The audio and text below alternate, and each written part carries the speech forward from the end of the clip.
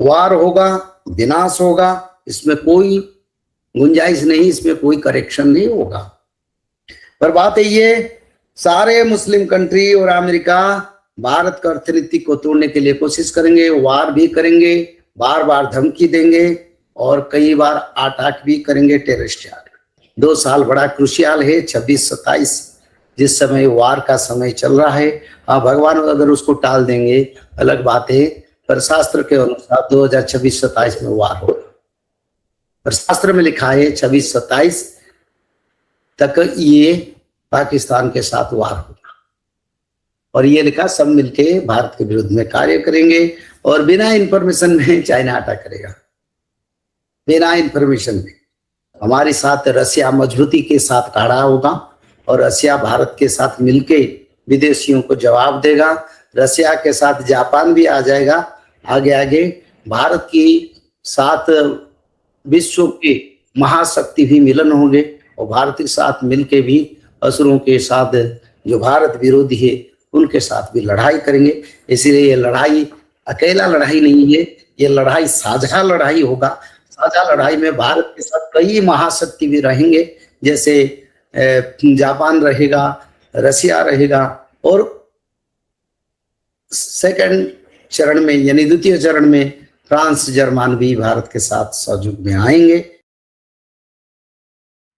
Iran America का cease fire और उसका भविष्य क्या है,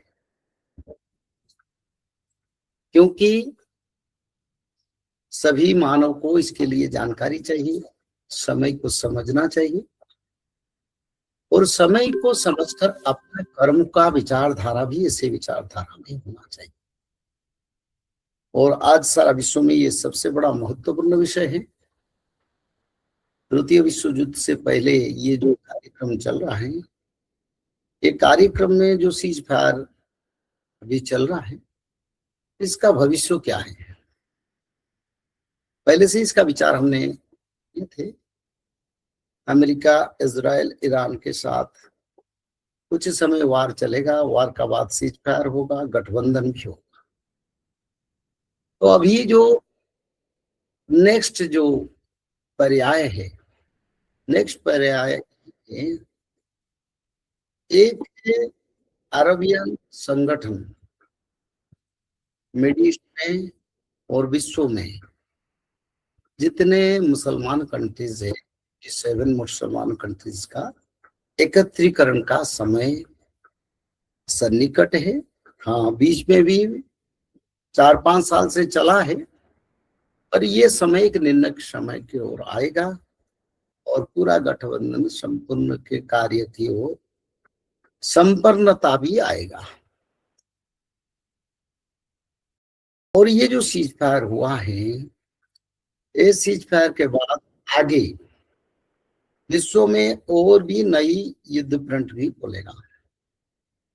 ऐसे नहीं ये युद्ध हो गया, नहीं, युद्ध सीज फायर होगा, फिर शुरू होगा, फिर खत्म होगा, फिर शुरू होगा, ऐसे चलेगा। सबसे बड़ा बात हमारी देश के लिए, सनातनियों के लिए, हमारे देश के नागरिकों के लिए सबसे बड़ा बात यही है, आगे सभी मुसलमान कंट्री का जो एकत्रीकरण होगा, ये भारत की तरफ से विरोधाभास आएगा। पहले से विरोधाभास था, आज भी है, पर इसमें संपूर्णता आएगा। और पहले से जो आपने विचार किए थे 26-27 में भारत पाकिस्तान का दोबारा हुआ, वो वार भी आगे शुरू होगा। तो इसीलिए इसमें कोई आनंद होने के कारण नहीं, निरानंद होने के कारण। हाँ, संसार के लिए, मानव सभ्यता के लिए एक युद्ध बंद होना मानव सभ्यता के लिए कल्याणकारी होता है। हम सभी मानव को अपना समझते हैं, सभी मानव को अपनी तरह देखते हैं। युद्ध कभी समाधान का सूत्र नहीं है, युद्ध कभी विकास का सूत्र नहीं है, युद्ध कभी संपूर्णता का विषय नहीं है। एक युद्ध कई समस्या खड़ा करता है। आज मिड ईस्ट में वार खत्म हुआ, मानव सभ्यता के लिए बड़ा अच्छा बात है। पर अच्छा बात तो सही है, पर ये एक संगठन बनेगा जिस संगठन एशिया महादेश में बड़ा परिस्थिति गंभीर करेगा। और इस संगठन में चाइना भी रहेगा, सारे मुस्लिम कंट्रीज रहेंगे, अमेरिका रहेगा, रहेगा, और नाटो की सदस्य देश भी रहेंगे। पर बात है ये युद्ध मिड ईस्ट में खत्म होके फिर दूसरा शुरू होने की भी है। तो इसलिए ये हम लोगों को, भारत के लोगों को भविष्य के लिए प्रस्तुत होना चाहिए, क्योंकि भविष्य में बिल्कुल वार होगा। पर एक बात हिडन रहता है, जो चाइना का बात है।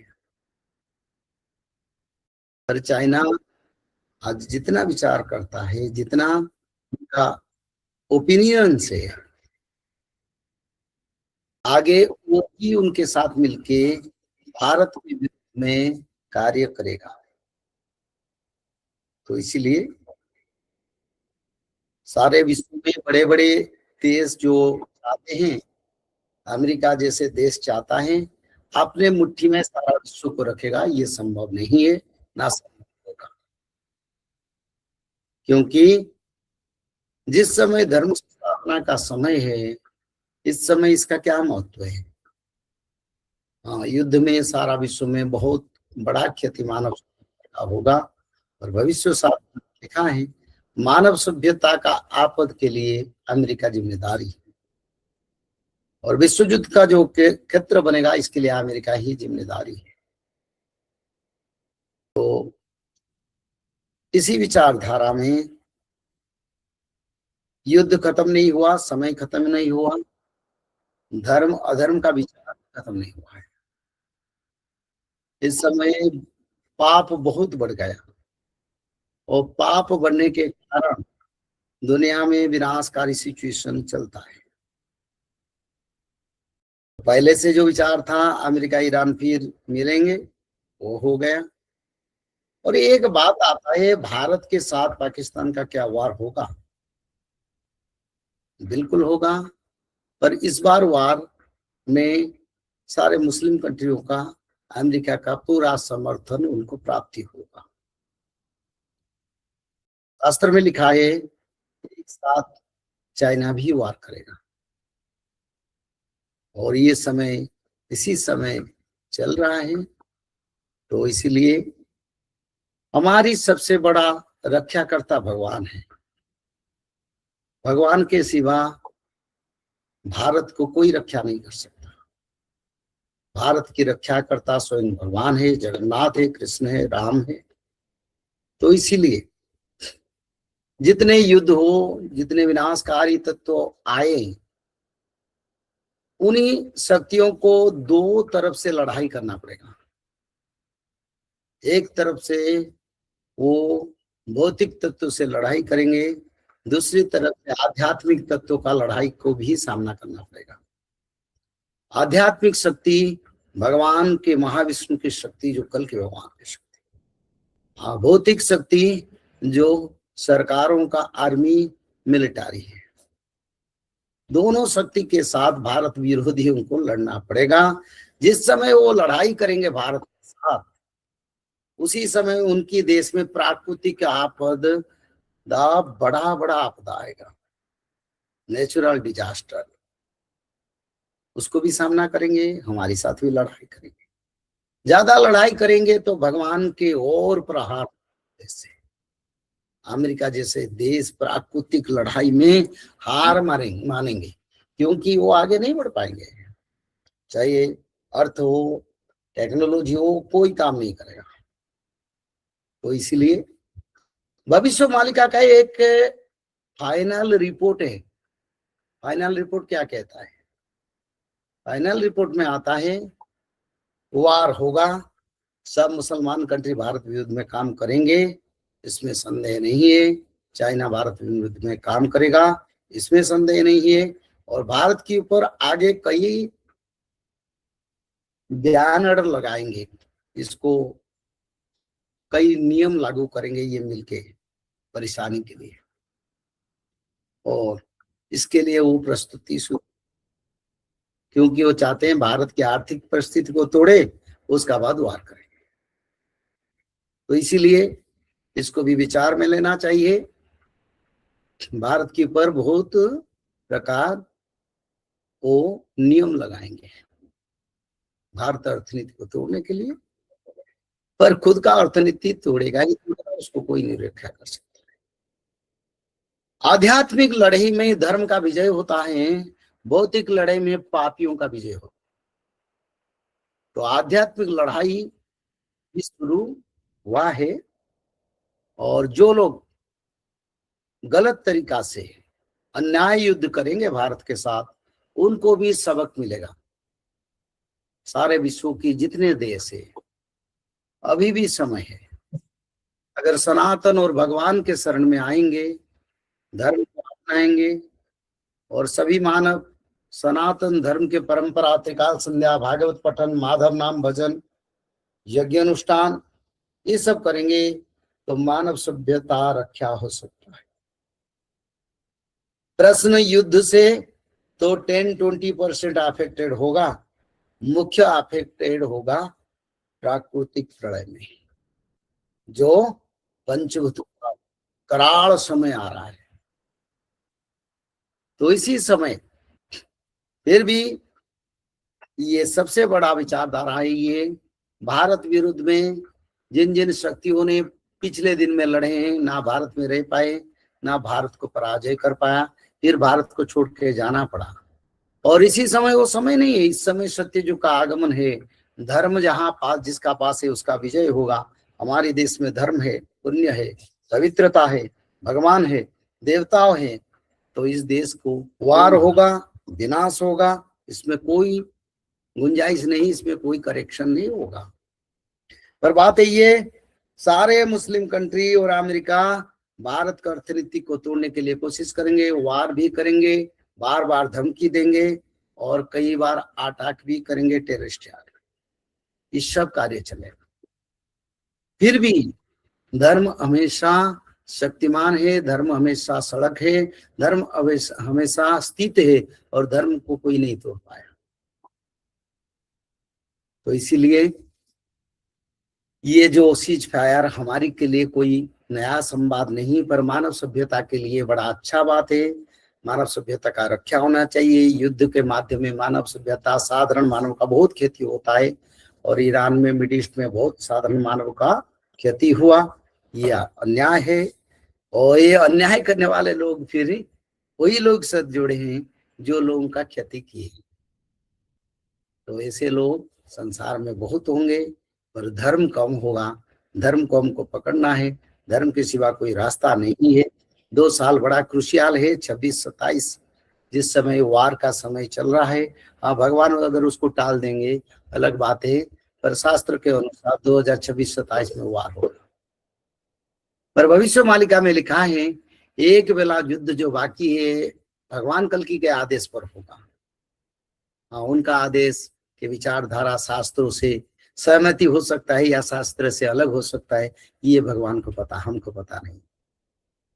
पर शास्त्र में लिखा है 26-27 तक ये पाकिस्तान के साथ वार होगा, और ये लिखा सब मिलके भारत के विरुद्ध में कार्य करेंगे, और बिना इंफॉर्मेशन में चाइना अटैक करेगा, बिना इंफॉर्मेशन में। और एक बात यही है, इसी समय सारा भारत के लोगों को धर्म की ओर आना चाहिए, सभी परंपरा से परे भगवान वैष्णव यानी भगवान विष्णु के पूजा होना चाहिए। इसी समय अगर हम चाहते हैं सुरक्षा परिवार का, देश का, सबका, तो हर घर में भगवान विष्णु का पूजा करो, हर घर में भागवत का पठन हो, हर घर में माधव नाम भजन हो, और हर घर में शाकाहारी भोजन हो। क्योंकि पिछले समय में हमने देखे हैं, ना टेक्नोलॉजी ना साइंस हमको रक्षा कर पाया। अगर नहीं रक्षा कर पाया, इस बार जो समस्या और भयंकर और संगीन और पावरफुल होगा। तो इसलिए धार्मिक शक्ति हमारी के लिए चाहिए। भगवान सनातन विष्णु जगन्नाथ और कृष्ण राम का हर घर में पूजा होना चाहिए और माधव नाम को भजन करना चाहिए। माधव नाम एक प्रभावी नाम है कलयुग के अंत में, जिस नाम का बड़ा महत्वपूर्ण है, क्योंकि शास्त्र में लिखा है जो माधव नाम को भजन करेंगे जन्म मृत्यु को उनको पार कर जाएंगे उन लोग। हमारे साथ रसिया मजबूती के साथ खड़ा होगा और रसिया भारत के साथ मिलके विदेशियों को जवाब देगा। रसिया के साथ जापान भी आ जाएगा आगे आगे। भारत की साथ विश्व के महाशक्ति भी मिलन होंगे और भारत के साथ मिलके भी असुरों के साथ जो भारत विरोधी है उनके साथ भी लड़ाई करेंगे। इसीलिए ये लड़ाई अकेला लड़ाई नहीं है, ये लड़ाई साझा लड़ाई होगा। साझा लड़ाई में भारत के साथ कई महाशक्ति भी रहेंगे, जैसे जापान रहेगा, रसिया रहेगा और सेकंड चरण में यानी द्वितीय चरण में फ्रांस जर्मन भी भारत के साथ सहयोग में आएंगे। तो ये धर्म युद्ध होगा। धर्म युद्ध में भारत का विजय होगा, भारत विश्व गुरु बनेगा और विश्व में सनातन धर्म प्रतिष्ठा होगा और सारा विश्व में सभी मानव सनातन धर्म को अपना लेंगे। ये समय आ रहा है। पर जिन देश आज वार में सीज फायर कर लिए, प्राकृतिक आपद का सीज फायर नहीं होगा। जैसे सबसे बड़ा प्राकृतिक आपद मिडिल ईस्ट में होगा और यूरोप में होगा, अमेरिका में होगा, उत्तर अमेरिका, दक्षिण अफ्रीका, अफ्रीका में होगा। और चाइना जैसे पाकिस्तान जैसे देश में बार बार भूकंप, सूखा पड़ना, अनाहार, रोग बीमारी, मनुष्य को शरीर में मांस कहीं चल जाएगा, हड्डियां पड़ जाएगा, ऐसे समय आएगा। तो चाइना पाकिस्तान के लिए समय बड़ा खराब की ओर जा रहा है। भले वो युद्ध के लिए तैयारी होते हैं, मेरे हिसाब से धर्म की ओर आने से उनका कल्याण होगा देश का। पर युद्ध के माध्यम में अगर भारत विरुद्ध में जो कार्य करेंगे उसके लिए उनकी सारे साधारण जनसाधारण भी प्राकृतिक आपद, दैविक प्रलय को भोगेंगे, क्योंकि इस समय दैविक प्रलय होगा। जिस प्रलय को रोकने वाले मानव सभ्यता का शक्ति नहीं है।